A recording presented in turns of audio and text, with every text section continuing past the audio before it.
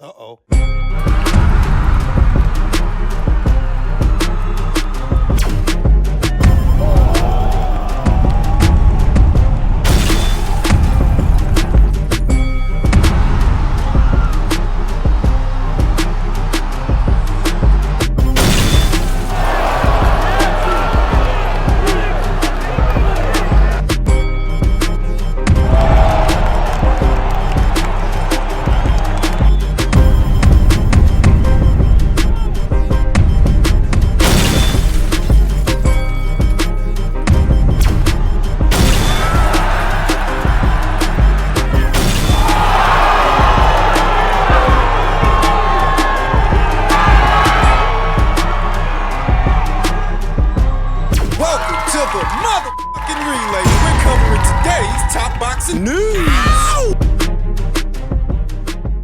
Okay, we'll start with this. Veteran towel boy, Leonard Ellerbe, took to his social media to field questions about Gervonta Davis. Ray Jackson stated, "Tank is the A-side, Leonard. If he truly wanted to fight those guys, he would just send the contract." To which Leonard responded, "Back then you got paid what you weighed. I know for a fact Aram had his own plan for his guys. He put them in a tournament. I'm sure he didn't tell you guys, though. I've always had access to the information because I was the promoter. What was your role, other than being a fan?" That's called an appeal to authority. He's basically looking down on the fans and pulling rank on them on the premise that he's on the business side of boxing, so he would know more than they do. But he's the same one who ran Mayweather Promotions into the ground. So what the fuck do you know? What the fuck are you doing these days? Where is Mayweather Promotions? How are they holding up?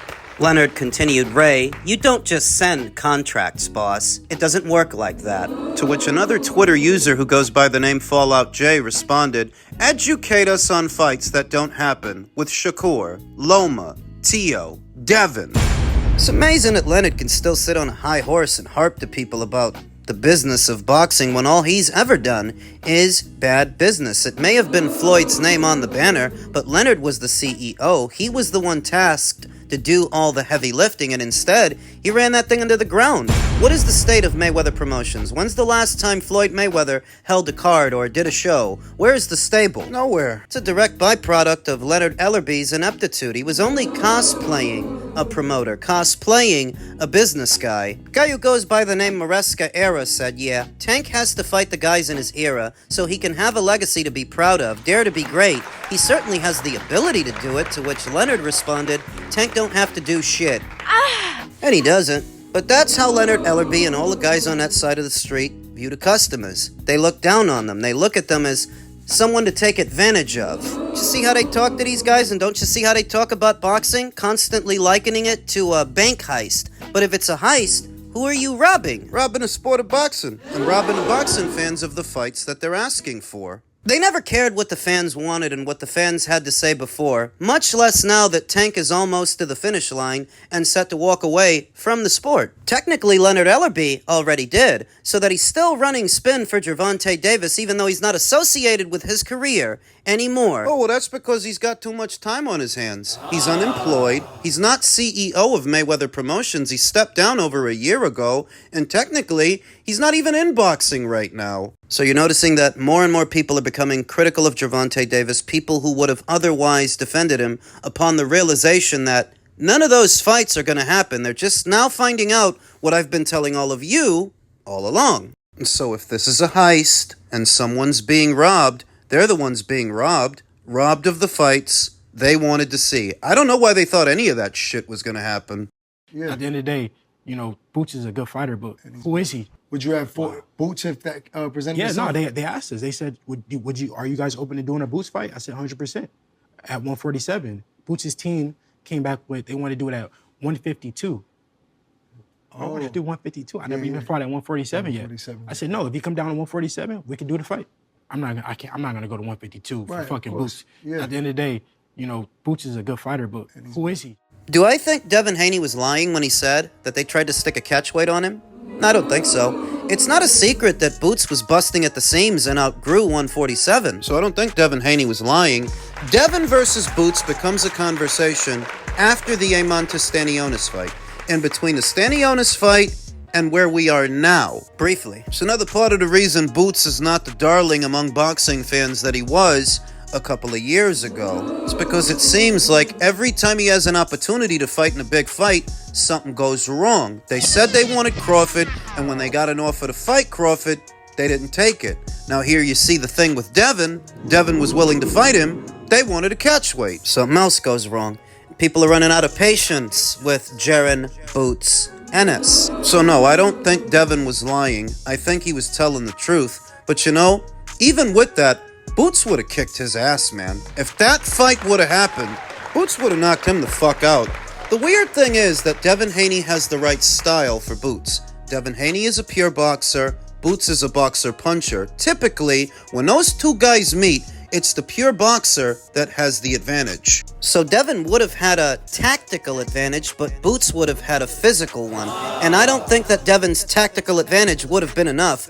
I think that Boots would have hit the gas, likely stopped him. Boots is a lot bigger than Devin, and a lot bigger than anybody Devin ever had to deal with. See how gun-shy he was with Jose Ramirez? Imagine him in there with Boots. Honestly, I think that Boots would have cut right through him. The best thing that could have happened to Devin Haney was that fight not happening. You think Devin would have accepted it? Yeah, out of desperation, because the Ryan Garcia fight had already fallen through, and the Teofimo Lopez fight. That one fell through too. Devin Haney being a network and promotional free agent, he didn't have anything to fall back on. He doesn't have anybody in his corner to get him a stay busy fight, a little maintenance fight in between the big ones. That's the byproduct of being a free agent. You don't get the layups. So he probably would have took it out of desperation, and he likely would have got knocked the fuck out. And my dad's like, hey, Dirk probably gonna announce it. And like, within the next few days, I'm like, oh, fuck, where? And then it didn't happen. So let's get into that then. How true is that there was a real offer made to Boots? Yeah. And he turned it down. And could you talk about like what was offered to him? When I went to Riyadh the first time in November, and I met up with Turkey, I went to his his compound, his farm or whatever it was, and they said that more than likely I was going to fight Boots soon. I was like, oh shit, okay, we're finally doing this. You know, Oscar was there and everyone was there, and I was just like, okay, cool. At this 154, obviously. Yeah, because I can't move down. So when Turkey and those guys said that you were going to fight Boots, was there a number thrown out? There was no number. No number. There was no number at all. The only thing that I knew was that, okay, this is a real possibility now. Like, then I think the next week, I was at home and my dad's like, hey, Dirk probably gonna announce it. And like within the next few days, I'm like, oh fuck, we're fighting. All right, so I'm like getting mentally prepared and all this shit. And then it didn't happen. That's when I got word that he turned it down. But no, I'm not gonna say he turned it down. That's just what I heard, you know, because I don't like being on the other end of it. The story at the time was that Jaron Ennis did not accept the offer to fight Virgil Ortiz at junior middle because he wanted to stay at welter and shoot for undisputed. Just to not shoot for undisputed and end up having to move up anyway because he was busting at the seams, because he couldn't make 147 healthy anymore. Yet another reason that people aren't as high on Boots as they used to be. That's what I told you. Whenever he has the chance to fight in a big fight, something goes wrong. But they're both at 154 now, or they're about to be. Boots is about to make his junior middleweight debut this weekend. Could have made it with Virgil Ortiz, but c'est la vie. They're still trying to revive that fight, you know. They're talking about doing that fight in the coming year.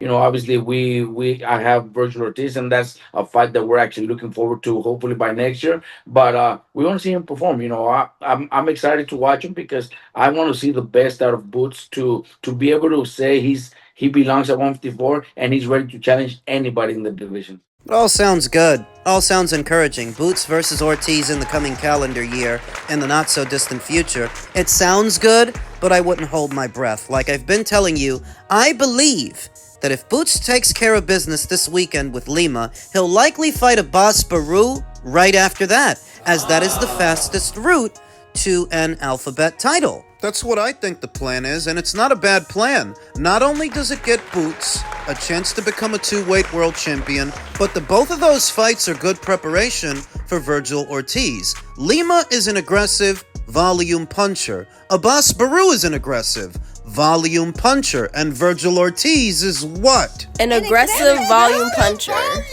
He's a volume puncher, Dad. So people may not like the Lima fight, And they might not be all that crazy about the Baru fight, but that's actually adequate preparation for a Virgil Ortiz fight. And given the stylistic matchup, usually when boxer-punchers fight aggressive fighters, that makes for very entertaining fights. Fights that usually favor the boxer-puncher.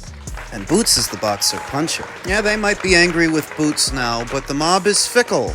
Blow hot and cold. One day they don't like you, the next day they love you. And the same is true in reverse. In the case of Boots Ennis, right now, they're a little bit mad at him. Right now they are. But that can change with the right sequence of fights. If you think that Virgil Ortiz will beat Jaron Ennis, then you don't know shit about boxing. Haney, that was my next question. If you think that Murtsalayev beats Jaron Ennis, you don't know shit about boxing. If you think Sebastian Fundora beats Jaron Boots Ennis, you don't know shit about boxing.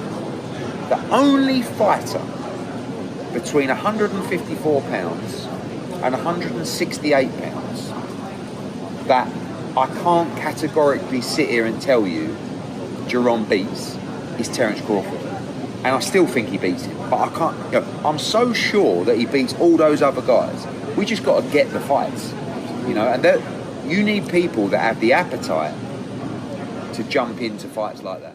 Well, the problem with making claims like that one is you have to be able to deliver. And unfortunately for Eddie, I don't think he's going to be able to deliver Boots a Fundora fight, an Ortiz fight, or a Crawford fight. Especially not a Crawford fight. That's dead in the water. The Ortiz fight stands a chance of happening later on, maybe later, not in the near future. And Fundora, they're going to guide him away from everything, I think. Saying, I would sooner expect to see Fundora versus Ortiz than Fundora versus Boots.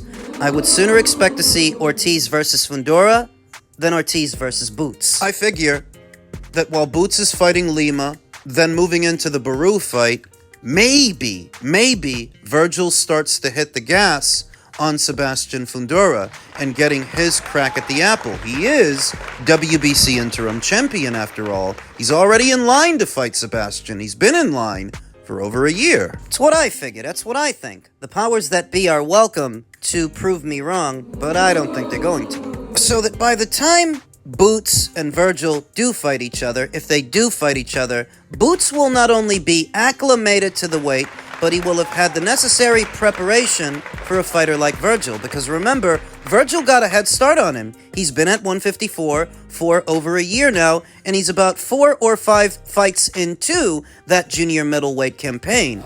Boots has some catching up to do. Eddie also mentioned Bakram Murtazaliev. That's probably the only fight that he'll be able to deliver to Boots.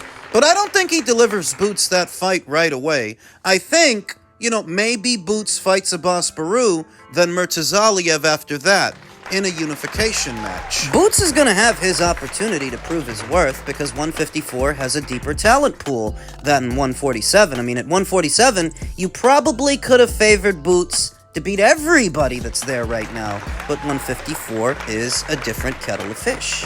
It's different. Everybody knows that. In spite of that difference, Eddie Hearn is still making bold claims on behalf of Jaron Ennis, saying that he will be pound for pound #1 by next year to replace Terence Crawford. Plenty of praise and plaudits continue to pile up as Jaron Ennis readies for his junior middleweight debut against Luis Malima this Saturday in Philly. His promoter Eddie Hearn believes Boots Ennis will go on a hellacious run to supersede the likes of Terence Crawford, Alexander Usyk, and Naoya Inoue to have the unofficial title as the world's best fighter. Personally, I think it's going to take more than just having a decent run at 154 to supplant any of those 3 fighters. Even if Alexander retires in the not-so-distant future and Terence follows him, there's still Naoya Inoue, and you're nowhere near. Naoya's a 4-weight, 2-time undisputed champion who's already made several defenses of the undisputed crown. Boots has a lot of catching up to do, so Eddie's just being a promoter, doing what promoters do. Promotion. Honestly, the word out of the camp is that if you thought Boots was good at 147, wait until you see him at 154, Hearn told The Ring. Jaron Ennis is the pound-for-pound #1 in waiting. I'm not talking about 3 years, I'm talking about 12 months. I think he's going to go through the division, move up to 160, become a 3-weight world champion. I think he's the guy that replaces Terrence Crawford. I think he's that good. Ennis would certainly need to fight the likes of Virgil Ortiz, the ring's #1 ranked boxer at junior middle, as well as reigning title holders Sebastian Fundora, Bakram Murtazaliev, to raise his stock into the top 10 of the pound-for-pound list. Ennis's welterweight run culminated in April with a 6th-round stoppage win during IBF WBA title unification match against Montes Stanionis, claiming the ring title too. Between winning the interim title and being elevated to full champion, Ennis made 4 IBF defenses during his 147-pound reign, but 2 decision wins against Karen Chukatsian and stoppages against David Evanesian and Roman Villa did little for his legacy. Those eggs need more bacon.